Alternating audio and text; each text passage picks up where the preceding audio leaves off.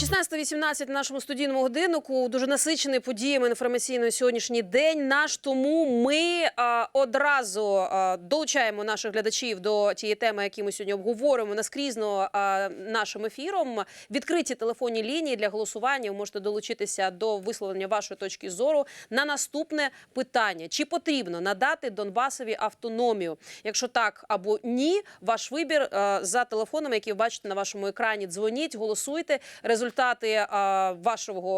вашої думки я оприлюдню та будемо обговорювати сьогодні о 19:30 у програмі «Повечіряно». А зараз дивимося. Верховний уряд, приїхали українські міністри. І давайте послухаємо Олексія Гончарука. Це також наш спільний результат. Ви спростили, дякуємо вам за це дуже сильно, прийнявши закон 1066, порядок прийняття і звільнення державних службовців. Ми, дякуючи вам, перезавантажили перші 13 органів виконавчої влади, тих, переважно до яких було найбільше питань щодо корупції. ГАСК, Держкомзем, Держлісагентство, Держгеонадра. У всіх цих органах вже будуть інші керівники. Ми оголосили зараз конкурси, і тому я закликаю вас, шановні народні обранці, також залучайтеся. Будь ласка, розказуйте людям, давайте нам порядних професійних людей, які очолюють роботу в цих органах. Ми на першому засіданні уряду нашого ліквідували УБЕП в Міністерстві внутрішніх справ. Так, я знаю, що функції на рівні закону ще залишились. Але вчора ви ухвалили в першому читанні закон про Державну фіскальну службу. І я дуже сподіваюся, що найближчим часом вона запрацює. Все це приклади нашої спільної роботи, за яку я хочу вам подякувати. З кожним днем я бачу, що ця робота стає все більш ефективною. Ми напрацьовуємо особисті контакти, але є одна обставина, яка, на мою думку, має йти поступово в минуле. Це оцей так званий режим форсування, ви його називаєте турборежим. Це ненормально. Це ненормально. Ми мали ухвалювати закони дуже швидко і на рівні уряду, і на рівні парламенту. І ми дякуємо вам за це. Але на майбутнє ми маємо побудувати роботу системно для того, щоб показати приклад, як український уряд і український парламент може бути передбачуваним, в тому числі для суспільства і бізнесу. Основою цієї роботи ми пропонуємо зробити програму діяльності уряду. Це документ, який я сьогодні хочу вам презентувати. Ви його вже бачили, читали, ми з багатьма з вас його дискутували. Він є фундаментом для нашої майбутньої роботи і основою для того, щоб через рік вам було за чим оцінювати роботу уряду. Це наші спільні цілі, їх 78. Ці 78 цілей розбиті на 3 розділи. Перший розділ присвячений розвитку людського капіталу. Ми починаємо з людини. Там є 5 складових: освіта, охорона здоров'я, соціальна політика, захист ветеранів і культура та розвиток спорту. З вашого дозволу я дуже коротко пройдуся по тих ключових ідеях, які ми закладаємо в роботу по цих напрямках. Перше – освіта. Звичайно, продовження нової української школи. На нашу думку, це хороший приклад, коли ми можемо взяти ту роботу, яка велася до нас, і, вдосконаливши її, продовжувати. Це правильний, на нашу думку, шлях. Також важливо є лібералізація діяльності приватних закладів, приватних шкіл, приватних дитячих садочків. Ми маємо створити умови, за яких бізнес, в тому числі, зможе надавати такі послуги. Університети, наука також мають бути реформовані. Ми маємо перестати витрачати державні кошти на стіни і приміщення, і маємо запровадити такий адресний підхід, де, отримуючи стипендію, отримуючи інші стимулюючі виплати, гранти, ми будемо надавати можливість талановитим людям, які хочуть здобувати освіту і займатися наукою, розвиватися. Ми маємо створювати правильні стимули нашими грошима, а не дотувати неефективність. Охорона здоров'я. Принцип «гроші платять за пацієнтом» однозначно має бути, на нашу думку, збереженим. Це дуже правильний принцип. Тут такий самий підхід. ні фінансуванню стель, стін, приміщень, ліжок, так фінансуванню послуг, які надаються пацієнтам. Це засадничий принцип. Продовжена має бути програма «Доступні ліки». Ми подивилися на неї, вона непогано працює, її треба розвивати, розширювати, але вона нормальна. Автономізація лікарень та індивідуальне ліцензування лікарів. Лікарям потрібно дати більше свободи і персональну відповідальність за те, що вони роблять, за їх діяльність, щоб вони мали можливість розвиватися і персонально свою історію формувати. Хорошим інструментом для цього, який ми пропонуємо, є інструмент індивідуального ліцензування лікарів. Цей інструмент в майбутньому може адмініструватися самоврядуванням лікарів. Самоврядування лікарів, як і будь-яке інше професійне самоврядування, має розвиватися в Україні. Наступне – соціальна політика. Головна задача наша на наступні 5 років – це подолати бідність. Це не просто якась високопарна пропозиція. Ми знаємо, ми рахуємо зараз. У нас в Україні, на жаль, більше 10 мільйонів наших співгромадян живуть за межею бідності. Що це означає? Це означає, що вони отримують менше, ніж прожитковий мінімум. А якщо ще врахувати, що прожитковий мінімум, який задекларований у нас на папері, є дуже спірним, будемо казати, да? У нас, поки він зафіксований, немає підстав ставити його під сумнів офіційно, але ми точно в уряді дивимося на те, як його переглянути. За нашу думку, сьогодні той прожитковий мінімум, який декларується і гарантується державою, на жаль, не є достатнім для того, щоб людина почувала себе гідно і жила достойно. Над цим потрібно працювати. Звичайно, на це потрібні ресурси. За нашими розрахунками, на те, щоб прямо зараз взяти і забезпечити всіх наших громадян достойним рівнем доходу, потрібно було би витратити приблизно 140-150 мільярдів гривень. Ці гроші неможливо одразу знайти в бюджеті. Але ми маємо точно працювати, щоб протягом наступних 5 років економічне зростання надало нам необхідний для цього ресурс. Ми виходимо з того, що 1% економічного зростання дорівнює приблизно 15 мільярдам гривень надходжень до державного бюджету. Це розрахунок, звичайно, приблизний, але це приблизно той орієнтир, з якого ми виходимо, розраховуючи наші соціальні програми. Також є дуже важливим точність використання і надання цих соціальних послуг соціального захисту. Тому що у нас дуже багато фейкової інформації в наших реєстрах. Ми маємо в цьому році, ми шукаємо можливість в цьому році провести так званий електронний перепис населення, тобто об'єднати всі бази даних для того, щоб побачити, а скільки насправді у нас населення, а яке воно, що це за люди, яку допомогу вони отримують. Над цією важливою задачею ми вже працюємо разом з нашим Міністерством соціальної політики. Ми розраховуємо на те, що ми точніше будемо розпоряджатися грошима, а це означає, що більше грошей отримує той, кому це насправді потрібно. Ми виходимо з того, що українська сім'я, українське домогосподарство, доходи яких є не дуже високими, не повинні витрачати більш ніж 15% від свого сукупного доходу на комунальні послуги. Поки ми не забезпечимо інший рівень доходів для цих людей, держава повинна захищати такі сім'ї і допомагати їм підтримувати за рахунок програми субсидій, яку, безумовно, буде продовжено. Культура і спорт. Важко недооцінити ці важливі сфери. Перш за все, звідти потрібно прибрати корупцію, ці всі інструменти, історико-архітектурні обґрунтування і так далі і тому подібне, все те, на чому сьогодні в тому числі продовжують збирати хабарі. Так само ми маємо подивитися в сторону розвитку масового спорту.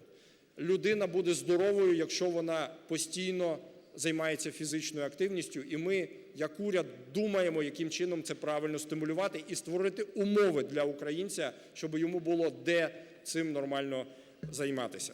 Ветерани – це не про соціальну політику, це не про соціальний захист, це про пошану і гідність для тих людей, які в потрібний час стали на захист нашої батьківщини. Тому політика ветеранів є дуже важливою, і вона буде здійснюватися не з підходу, що потрібно захистити, а з підходу, що потрібно надати певну прояв поваги і пошану. Ми таргетуємо, ми ставимо собі за мету, щоб українське суспільство поважало людину і віддавало йому необхідну пошану, ту людину, яка стала на захист нашої країни в потрібний час.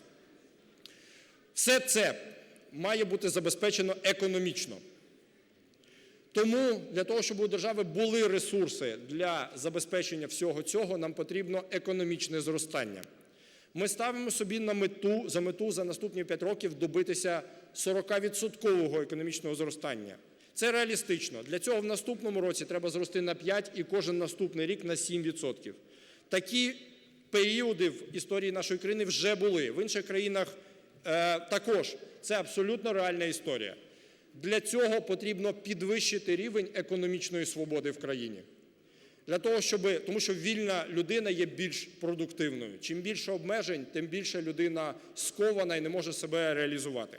Тому наша ідеологічна платформа, з якою ми підходимо до економічного розвитку, це безумовно економічна свобода. В цьому блоці ми починаємо з фінансів. Держава має бути прогнозованою, тому що бізнес може розвиватися в середовищі, яке є прогнозованим, щоб він міг планувати. Тоді ресурси є дешевшими.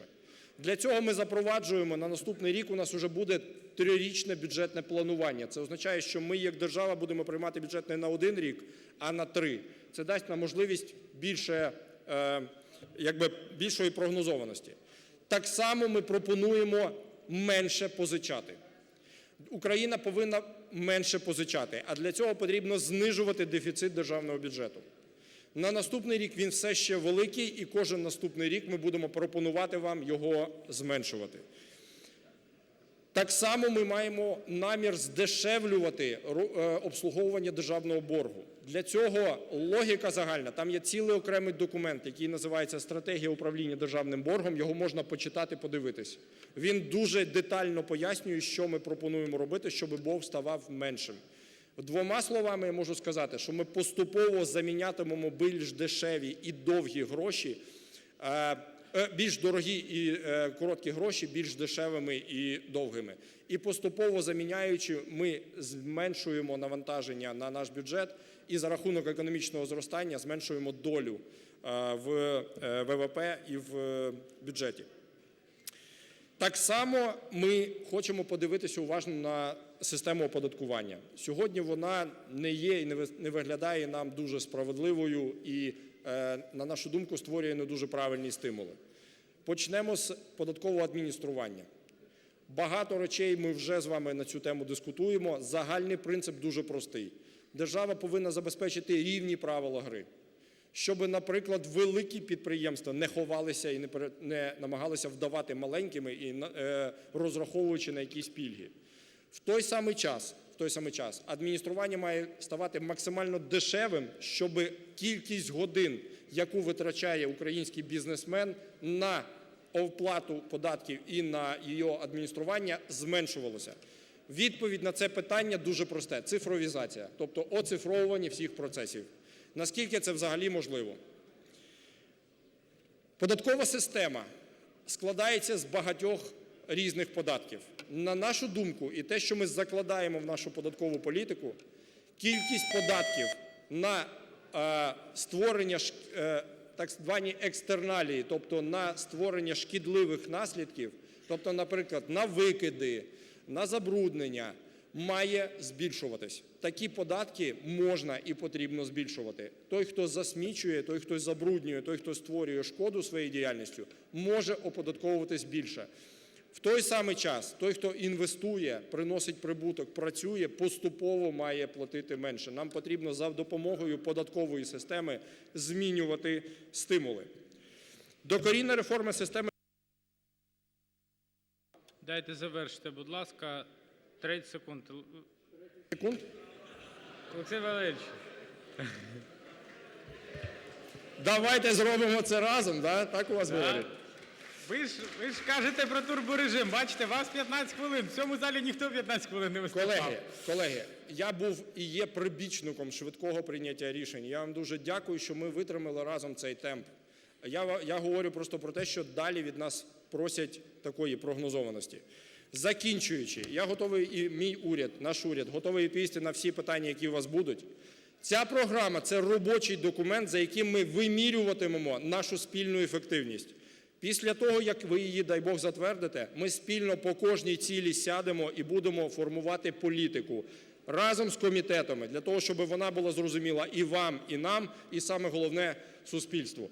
Я вам дуже дякую, я переконаний, що в сукупності своїй наша спільна діяльність принесе Україні щастя. Ми створимо сильну державу для вільного суспільства, яке зробить українця щасливим. Дякую вам дуже за увагу, колеги. Дякую. Колеги, будь ласка, запишіться на запитання до Прем'єр-міністра України.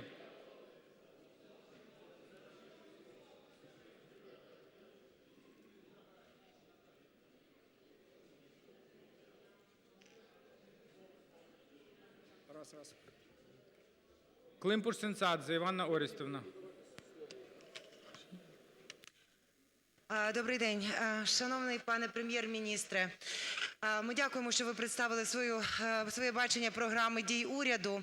Разом з тим, мені боляче читати, що в пріоритетних планах і завданнях уряду взагалі не міститься питання щодо відбиття триваючої російської агресії і відновлення територіальної цілісності України. Наскільки я розумію, Закон про Кабінет Міністрів і Конституція говорить про те, що Кабмін забезпечує державний суверенітет і здійснення зовнішньої політики держави. В цьому зв'язку у мене питання, чому програма дій уряду складена таким чином, наче нам не потрібно ані протидіяти агресії, ані не треба відновлювати територіальну цілісність, ані нам ніби не треба забезпечувати збереження міжнародної підтримки України і продовження санкційного тиску і санкційного режиму по відношенню до Російської Федерації. Прошу пояснити, чи невже уряд вважає, що ці завдання вже виконані? Дайте завершити, будь ласка. 10 секунд дайте. Питання в тому, чи уряд вважає, що ці завдання вже є виконаними, реалізованими, чи в який спосіб він буде забезпечувати виконання цих надпріоритетних завдань для національної безпеки і для розвитку України? Можу відповідати, так? Я вам дуже дякую. Читаю. Розділ 15 Міністерства оборони. Ціль перша. Держава готова дати відсіч військовій агресії за всіма реалістичними сценаріями. Звичайно,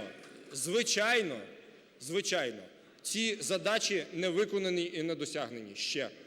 Звичайно, нам потрібно постійно нарощувати спроможність Збройних Сил, і про це в програмі йдеться. Звичайно, нам потрібно продовжувати співпрацю з НАТО.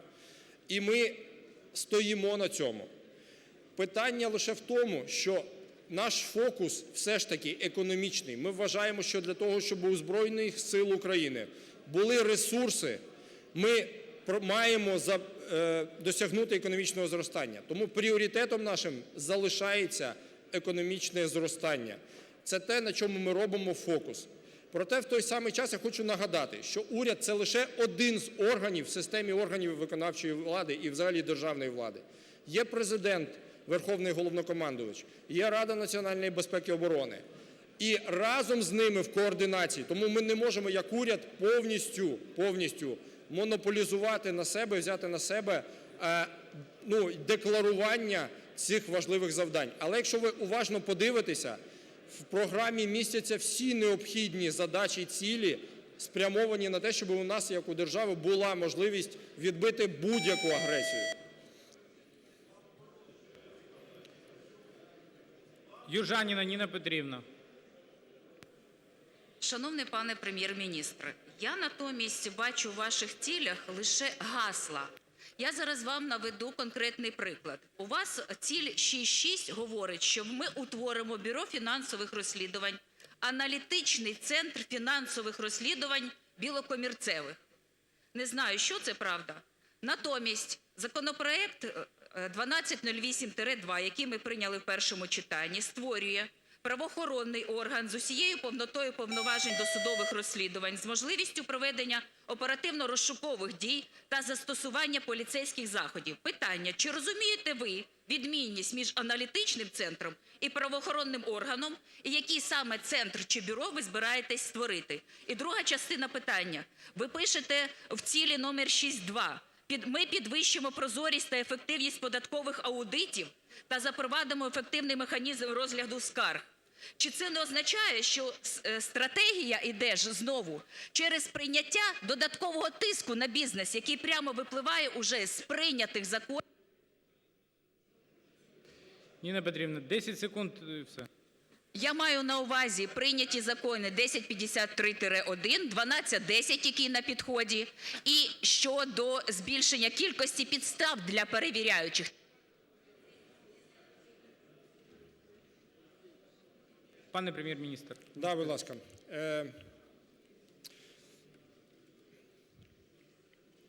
Я би зараз розділив питання програми і питання окремих законопроєктів з багатьох причин. Перш за все тому, що кожен законопроєкт – це окрема велика дискусія. І якщо ми йдемо глибоко в інструменти, потрібно в тому числі мати текст зараз, пам'ятати його на пам'ять. Я не пам'ятаю текст всіх законопроєктів. Я переконаний в тому, що ми можемо з вами подискутувати по окремих, будь-яких окремих інструментах в рамках розгляду окремих законопроєктів. Наша загальна ідеологія полягає в наступному, що бізнес потрібно стимулювати платити податки. А коли ти змушений застосовувати до бізнесу якісь заходи примусу, ти вже програв. Якщо держава змушена застосовувати бізнес, сплачувати податки, вона вже програла. Це означає, що ти не докомунікував, ти не створив зручні інструменти сплати податків, або ти створив несправедливу систему і хтось відчуває, що він не повинен сплачувати податки.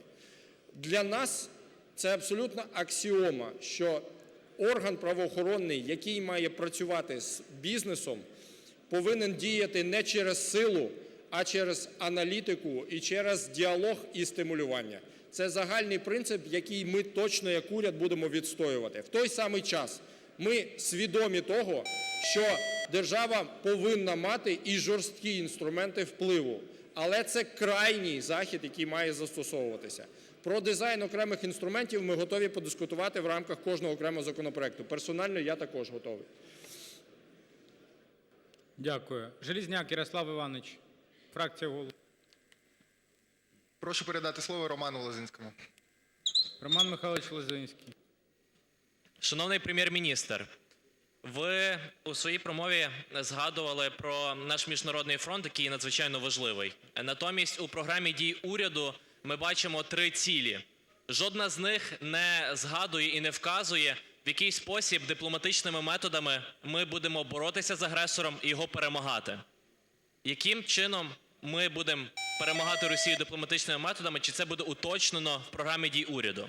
Також ви згадували про позитив нового закону, прийнятого щодо державної служби. Натомість, впродовж останніх тижнів ми бачимо, що відбувається в Міністерстві охорони здоров'я. По суті, заблокована робота декількох директоратів і старими методами пробують витіснити державних службовців, які прийшли в післяреволюційний період на державну службу. Яким чином ми зможемо вирішити цю проблему? І також скажіть, будь ласка, щодо освітнього питання, чи до другого читання бюджету будуть змінені цифри щодо оплати і зарплат? 10 секунд дайте. І останнє питання щодо освітян. Чи буде до другого читання в бюджеті змінено розрахунки оплат освітянам? Дякую. Відповідаю. В одному документі неможливо, яким би він не був, дати відповіді на абсолютно всі питання. Питання протистояння, якщо ми говоримо серйозно, колеги, питання протистояння з агресором – це питання оцінки сценаріїв.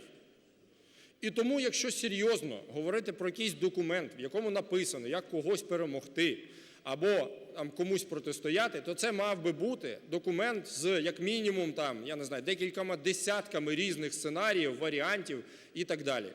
Загальний підхід дуже простий. Український дипломат абсолютно точно має розуміти, що Україна стала жертвою агресії, що Україна – це Крим – це Україна, що Донбас – це також Україна. Ці всі дуже чіткі політичні меседжі, вони вже зараз є і вони нами задекларовані. Так само український дипломат має бути добре, нормально забезпечений для того, щоб не думати, що йому заробити, де йому заробити якусь копійку. Якщо він нормально забезпечений, він може думати про інтереси країни. Це говорячи про дипломатичні речі.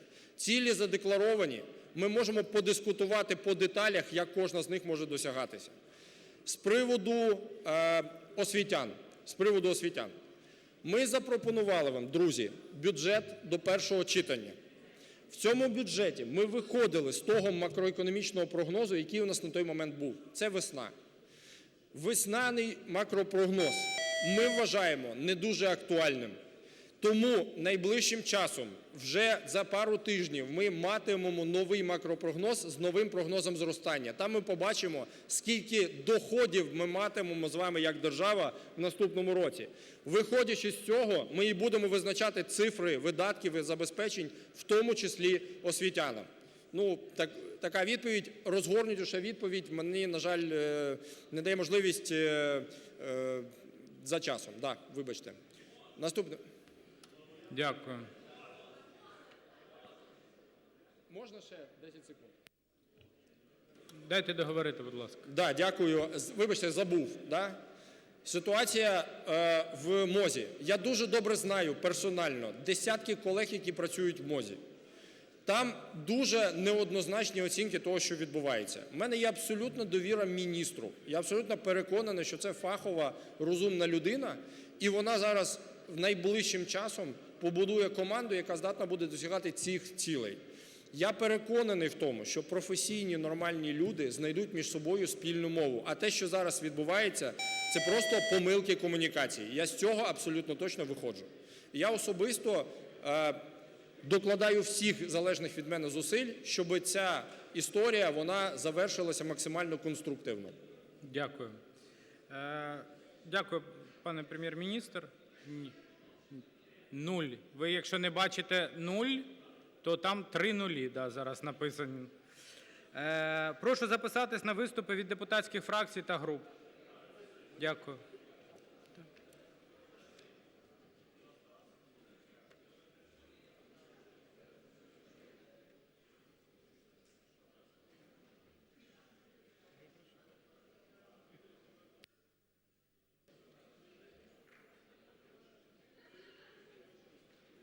Констанкевич Ірина Мирославівна, депутатська група «За майбутнє».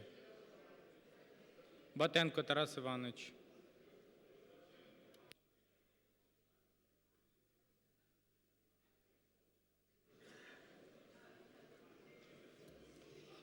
Шановний Прем'єр-міністр України, шановний уряде, самокритика і визнання помилок – це завжди корисно.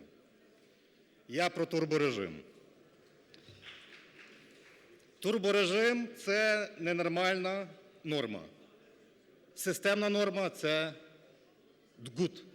Ми погоджуємося з таким підходом Прем'єр-міністра України. Але нам важливо, щоб так само позиція Прем'єр-міністра України тут збігалася з позицією коаліції, яка присутня в цьому парламенті. Тому для нас важливо почути єдину позицію, тому що ми знаємо, що програма уряду має базуватися на програмі коаліції, яка сформована в Верховній Раді України. А програми коаліції ми так і не побачили.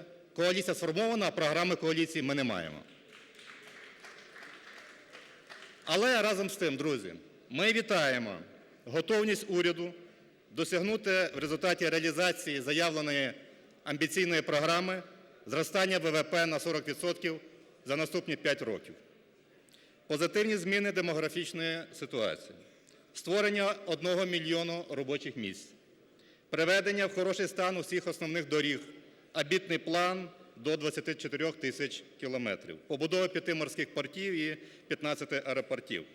Водночас нас, з депутатської групи «За майбутнє», ми зустрічалися з Прем'єр-міністром України напередодні, все-таки є пересторога, що документ, який ми обговорюємо, насправді більше складається не на програму діяльності, а все-таки на декларацію про наміри, набір цілей і гасел. нас не полишає відчуття, що писали цей документ поспіхом для формального дотримання вимог законів України про Кабінет Міністрів України та про Регламент Верховної Ради України, які вимагають внести до Верховної Ради, як ви знаєте, такий документ протягом місяця з часу формування Кабінету Міністрів України. Я хочу звернути увагу також на те, що з одного боку уряд декларує забезпечення соціальних стандартів, зокрема збільшення зарплат педагогічним працівникам, видатків на розвиток науки, про що ми почули з вуст Прем'єр-міністра України, сприяння забезпеченню житлом захисників України і внутрішньо переміщених осіб. А з іншого боку, ми чуємо про обмеження частки соціального забезпечення в загальному обсязі видатків держбюджету до скромних 30%. Ми чуємо в програмі діяльності уряду про створення умов для громадян України для накопичення на власну старість. А з вуст Міністерства соцполітики ми чуємо про те, що накопичувальну систему найближчим часом реалізовано не буде. Ми чуємо про багато протиріч, які є в устах окремих міністерств, і які ми бачимо зараз і читаємо в програмі уряду України. Так само децентралізація, адмінтериторіальна реформа. Ми хочемо почути з вуст Дайте 10 секунд. Ми хочемо почути з вуст Прем'єр-міністра України, коли буде завершена адмінтериторіальна реформа і децентралізація в цілому, і що це не відобразиться на економічних і фінансових потужностях. Дякую. Безугла Мар'яна Володимирівна, фракція "Слуга народу".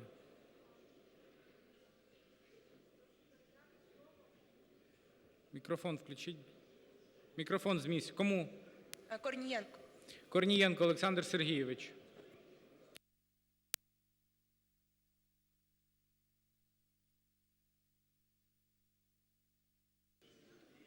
Шановні колеги, шановний президіум, шановний уряд, хочемо сказати кілька слів від фракції партії "Слуга народу". Дійсно, програма уряду вперше представлена в такому новому форматі. Ви могли ознайомитись. Я хочу закликати кожного українця ознайомитись з цією програмою за адресою program.kmu.gov.ua. На жаль, у нас немає можливості показати адресу сайту на моніторах, але я думаю, ми до цього скоро дійдемо. І це дійсно не проста красива картинка, це відображення сучасного підходу до цілей та напрямків розвитку. По-перше, програма уряду має чітку ієрархію цілей, де на першому місці стоять цілі економічного зростання з темпами 5-7% на рік, що дозволить нам вийти на 40% за 5 років. Це залучення 50, і це мінімум, про який каже уряд, мільярдів доларів інвестицій. Це дуже амбітний обсяг, але він критично необхідний для розвитку країни. Це запровадження реального...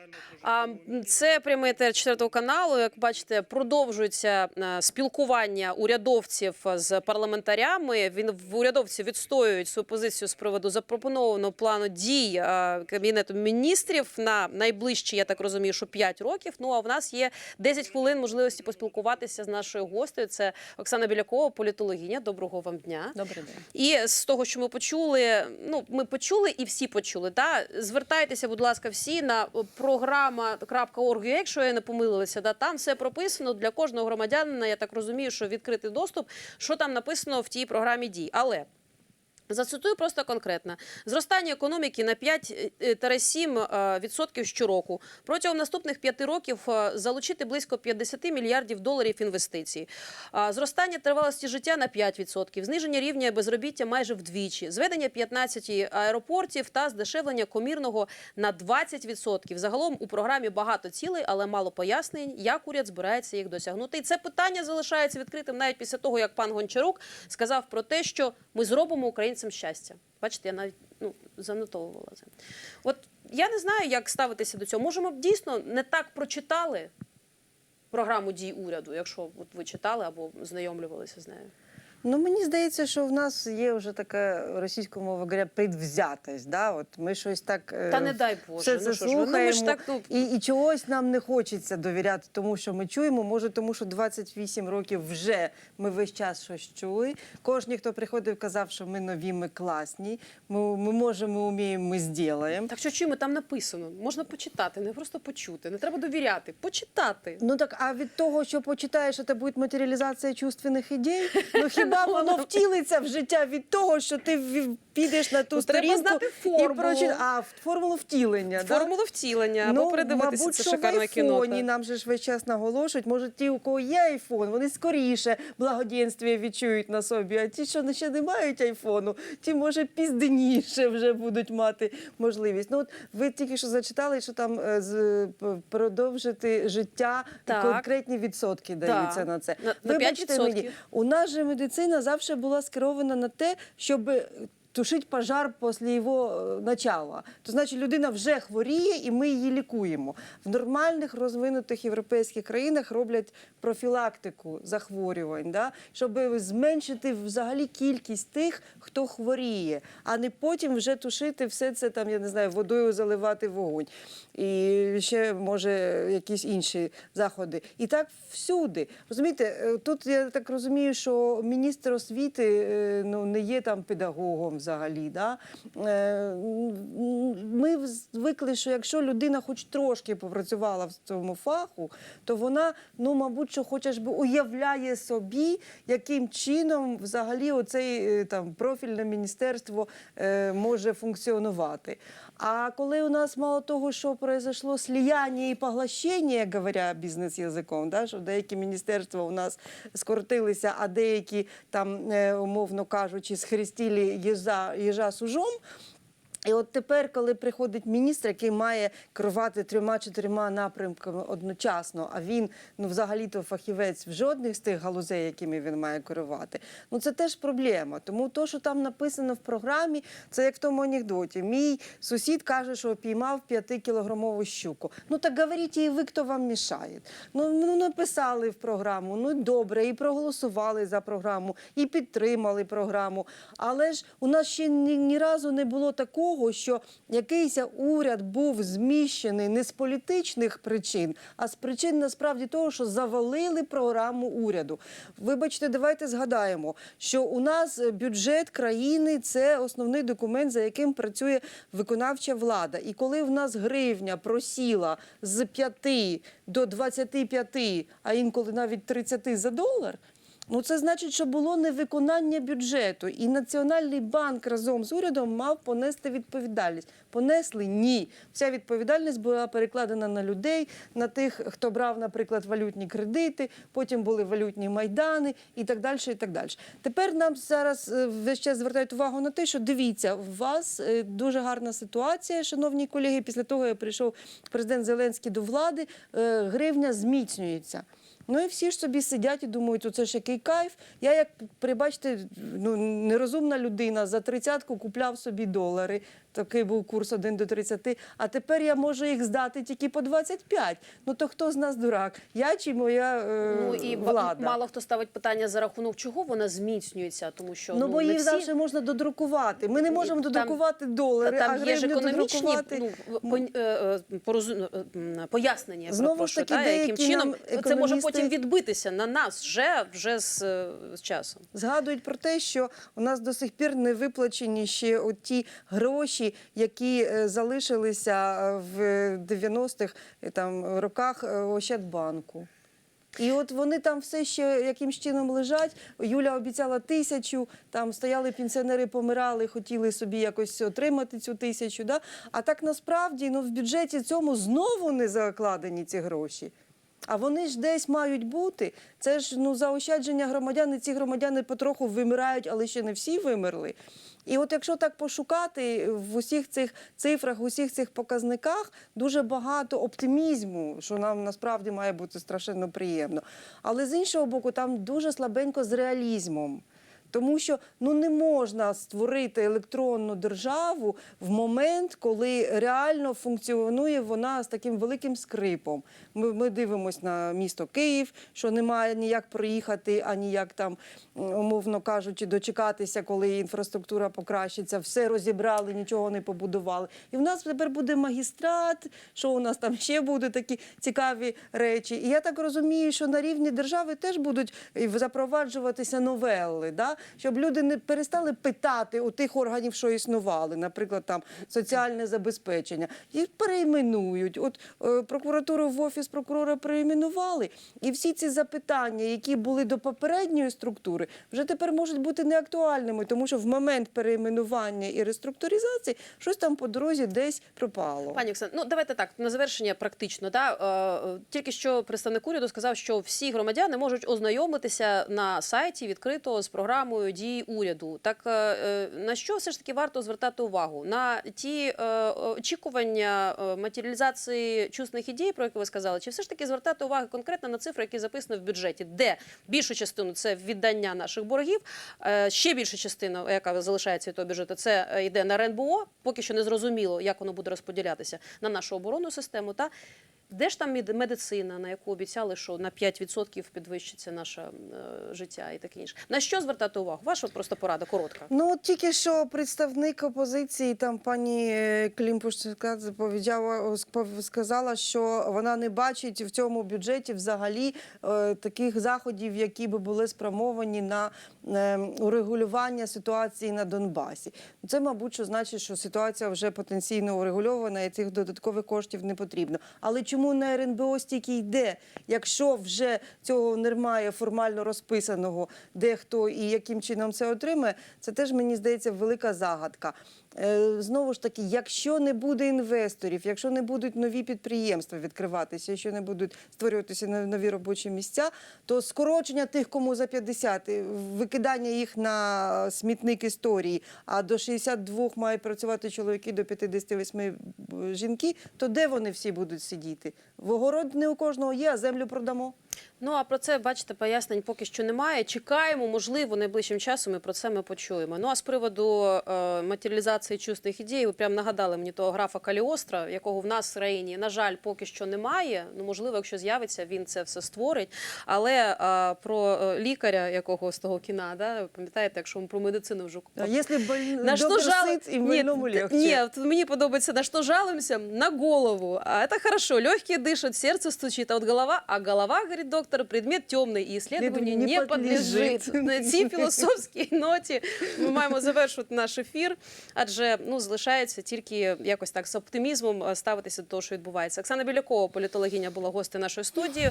І нагадаю, що сьогодні відкриті телефонні лінії, і ви можете долучитися до обговорення важливих тем в голосуванні, яку ми запропонували нашим глядачам з таким питанням. Чи потрібно надати Донбасові автономію? Так чи ні?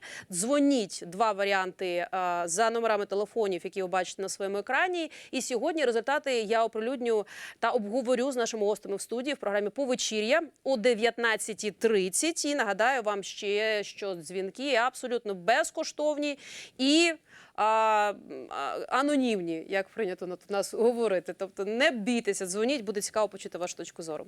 Зустрінемось за кілька хвилин.